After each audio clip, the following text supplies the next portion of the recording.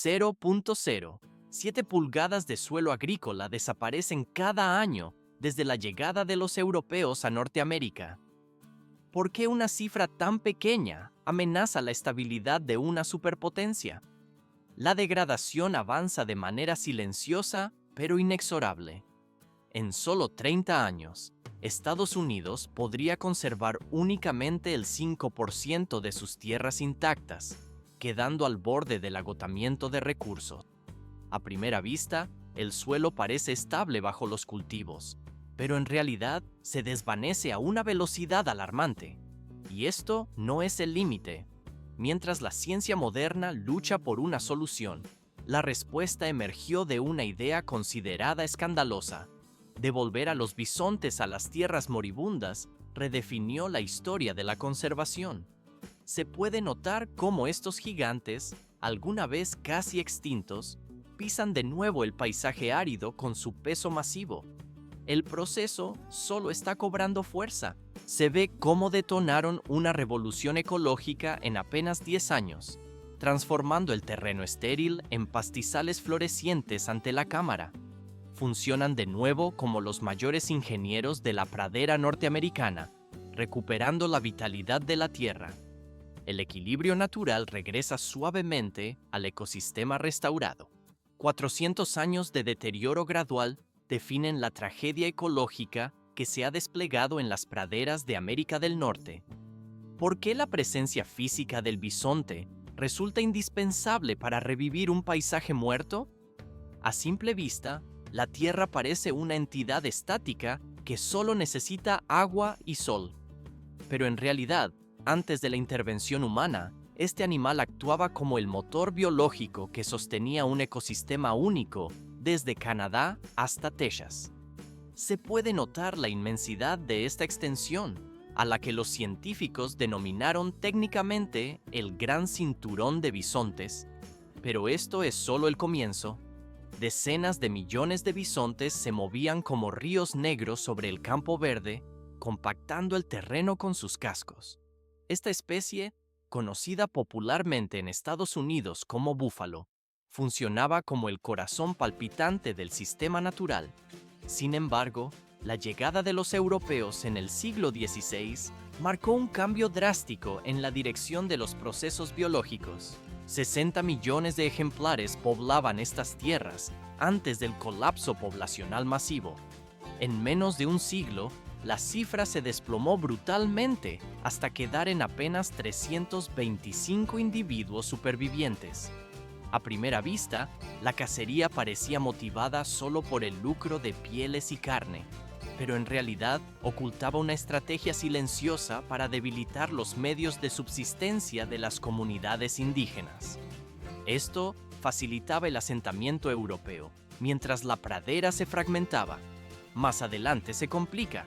Granjas, arados mecánicos y ganado doméstico reemplazaron rápidamente a la fauna salvaje en el territorio.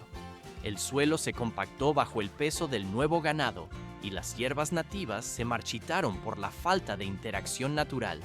Se ve cómo los sistemas microbianos subterráneos se destruyeron por completo, rompiendo el ciclo de nutrientes.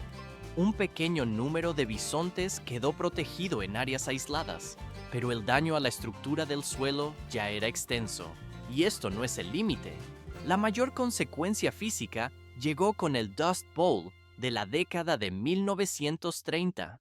Cientos de millones de toneladas de capa superficial de suelo se levantaron por el viento, viajando todo el camino hasta el Océano Atlántico. La cámara se desliza sobre las imágenes de la devastación, demostrando la fragilidad mecánica del terreno sin sus habitantes originales. La pradera no puede mantener su integridad sin el animal específico que la moldeó durante milenios. 10 millones de dólares en investigación estaban en juego a principios del siglo XXI, cuando las soluciones modernas fallaban.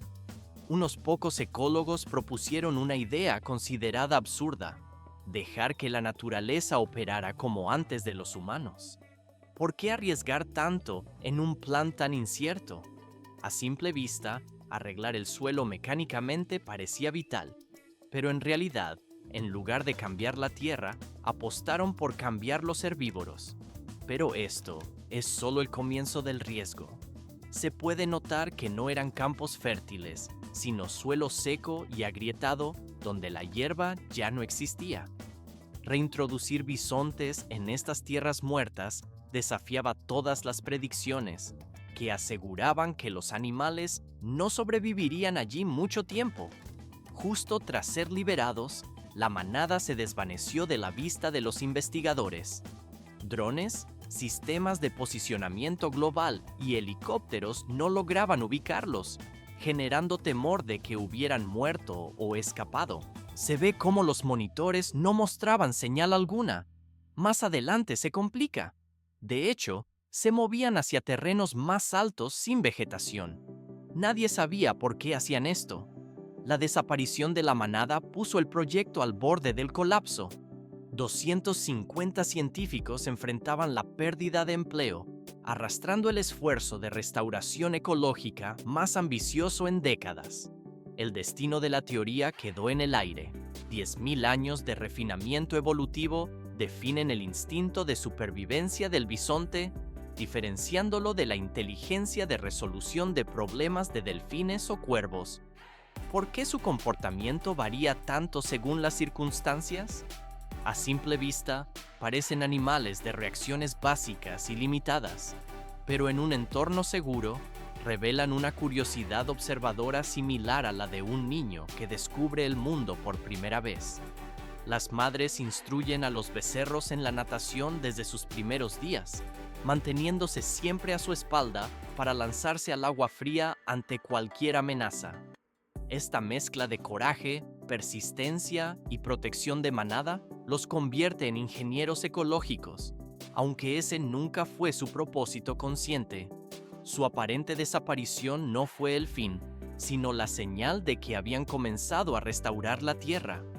A diferencia del ganado vacuno, que tiende a compactar el suelo al permanecer estático en un lugar, los bisontes se desplazan constantemente.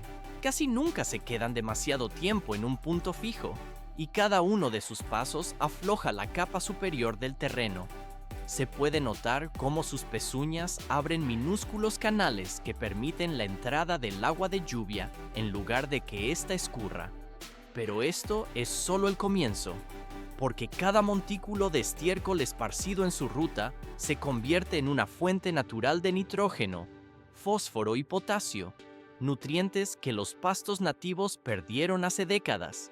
A primera vista, revolcarse en la tierra parece un acto simple, pero en realidad el impacto de un cuerpo de casi 1 tonelada crea depresiones críticas. Estos hoyos funcionan como colectores hidráulicos naturales que retienen la humedad, permitiendo que se filtre lentamente en el subsuelo. Más adelante se complica. Estas depresiones actúan como microguarderías donde las semillas caen y germinan protegidas dentro del hoyo. Se ve cómo al rodar, el animal elimina la vegetación muerta y expone parches de tierra desnuda necesarios para el brote. Sorprendentemente, las semillas llegan allí atrapadas en su propio pelaje grueso. Todo se vuelve más complejo en la gestión del recurso. La manada mantiene un movimiento perpetuo para nunca sobrepastorear un área específica. Esto deja atrás parcelas de tierra con tiempo suficiente para recuperarse y regenerarse tras el consumo. A través de este ciclo ininterrumpido, la pradera comenzó a sanar desde las primeras huellas marcadas en el suelo. Así, el ecosistema encuentra su equilibrio natural. 3 años. Ese fue el lapso exacto para que surgieran pequeñas manchas verdes en tierras antes desahuciadas. ¿Por qué la transformación total tardó 1 década en ser evidente desde el aire? El proceso inicial ocurrió de forma silenciosa y casi invisible para los observadores. Sin embargo, tras 4 años, los pastos nativos volvieron con fuerza, y al 10º año, los drones registraron un paisaje vibrante donde antes solo había un desierto casi muerto. Se puede notar cómo el regreso de la vegetación trajo consigo una explosión inmediata de vida animal. Especies de aves ausentes durante 20 o 30 años retornaron a la zona junto con insectos polinizadores y pequeños mamíferos. Zorros, coyotes y gatos monteses restablecieron sus territorios, mientras el suelo recuperaba su capacidad física de retener humedad. Arroyos que solían secarse completamente en verano ahora mantienen agua por más tiempo. Pero esto es solo el comienzo. El ecosistema comenzó a restaurarse según miles de años de evolución, como demuestran los datos técnicos de la pradera Kansas-Kansa. En zonas habitadas por bisontes, la riqueza de especies vegetales aumentó hasta un 86% a lo largo de más de 3 décadas. Mientras tanto, las áreas pastoreadas únicamente por ganado vacuno solo crecieron alrededor de un 30%, y los sitios sin pastoreo resultaron ser los menos diversos de todos. A primera vista, vacas y bisontes parecen animales similares, pero en realidad su impacto ecológico es totalmente opuesto. El ganado vacuno permanece estático en un mismo lugar por demasiado tiempo, compactando la tierra y rompiendo su estructura hasta causar una erosión severa. Esto demuestra técnicamente que el rol del bisonte no puede ser reemplazado por ninguna otra especie en la cadena natural. Transición al siguiente nivel. Las regiones de reintroducción se expanden hoy en día, como se observa en la Tallgrass Prairie Preserve, en Oklahoma. Este antiguo rancho de ganado es ahora la pradera de pastos altos restaurada más grande del mundo, creciendo su manada operativa de 300 a casi 2,000 bisontes. En Montana, el proyecto American Prairie apunta a crear un entorno salvaje, 3,200,000 acres. Esa es la meta exacta del corredor de vida silvestre diseñado para albergar a unos 10,000 bisontes. ¿Por qué la presencia masiva de animales no basta por sí sola para la restauración del ecosistema? A simple vista, liberar las manadas parece suficiente para revivir la tierra, pero sin un factor natural adicional, el proceso de recuperación queda incompleto en muchos territorios. En México, donde la especie desapareció por completo en el siglo XIX, 23 ejemplares reintroducidos en 2009 superan hoy los 200. Su retorno ayuda a revivir los pastizales de Jono y convierte zonas industriales abandonadas de Illinois en praderas funcionales. Pero esto es solo el comienzo. Se puede notar cómo el paisaje cambia físicamente bajo el movimiento constante de los animales. Parece simple soltar bisontes y esperar un milagro, pero en realidad el fuego ha sido un componente esencial de las praderas durante miles de años.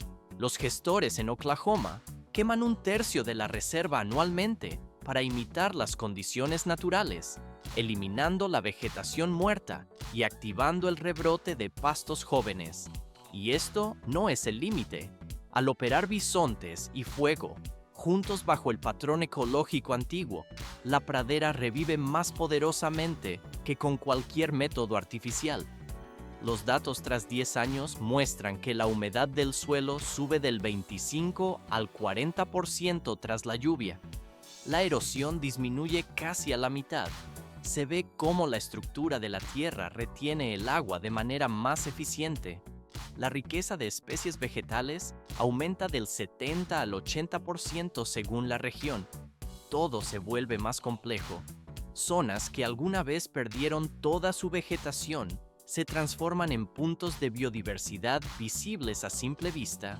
Sorprendentemente, ninguna tecnología, sistema de riego o fertilizante artificial impulsó esta transformación del paisaje.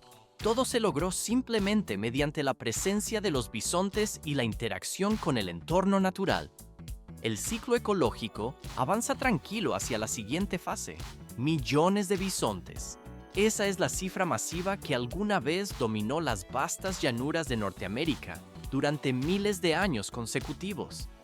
El éxito de los proyectos de restauración actuales plantea una interrogante técnica crítica sobre la capacidad de carga del territorio. ¿Podrían las grandes llanuras recuperar su forma histórica y funcionalidad hidrológica con el retorno masivo de estos animales? A primera vista, parece improbable que la fauna por sí sola revierta el daño geológico a gran escala. Pero la erosión del suelo, la degradación de la tierra e incluso los efectos locales del cambio climático podrían reducirse drásticamente, permitiendo que la naturaleza ejecute su trabajo sin interferencias mecánicas. Lo cierto es que los bisontes han logrado lo que los humanos no consiguieron en cientos de años de gestión técnica del suelo. Transformaron un paisaje muerto en un ecosistema vivo. Se puede notar cómo la vegetación recupera su vigor y densidad allí donde la manada interactúa físicamente con el terreno. Nos demuestran que la restauración ecológica no siempre proviene de tecnologías costosas, sino de comprender cómo funcionan los sistemas naturales y restaurar las piezas faltantes. Sin embargo, la mayor ironía reside en la estructura actual de la población. 95% de los bisontes de hoy existen únicamente como un producto comercial de la industria cárnica. Solo el 5% permanece como verdaderos ingenieros ecológicos, los únicos individuos capaces de revivir una pradera entera. La industria de la carne de bisonte vale ahora más de $350 millones anuales en Estados Unidos. La demanda aumenta de manera constante, entre un 10 y un 15%, gracias a su reputación como superalimento alto en proteínas y bajo en colesterol.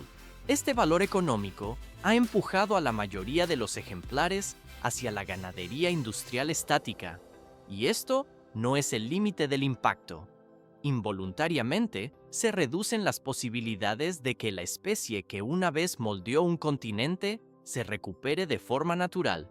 Se ve cómo sus pezuñas, su estiércol fertilizante, sus cuerpos revolcándose que levantan nubes de polvo y sus antiguas rutas de migración mantenían en funcionamiento todo el continente. Cuando desaparecieron, la pradera colapsó silenciosamente ante la falta de este disturbio natural. Cuando regresaron, todo comenzó a vivir de nuevo. El renacimiento producido tras 10 años asombró a los científicos, aunque para la naturaleza quizás así es como siempre debieron funcionar los ciclos. La historia no trata solo de la recuperación de una especie, porque la prosperidad de un continente entero puede depender de los eslabones más simples y a menudo pasados por alto de la cadena natural.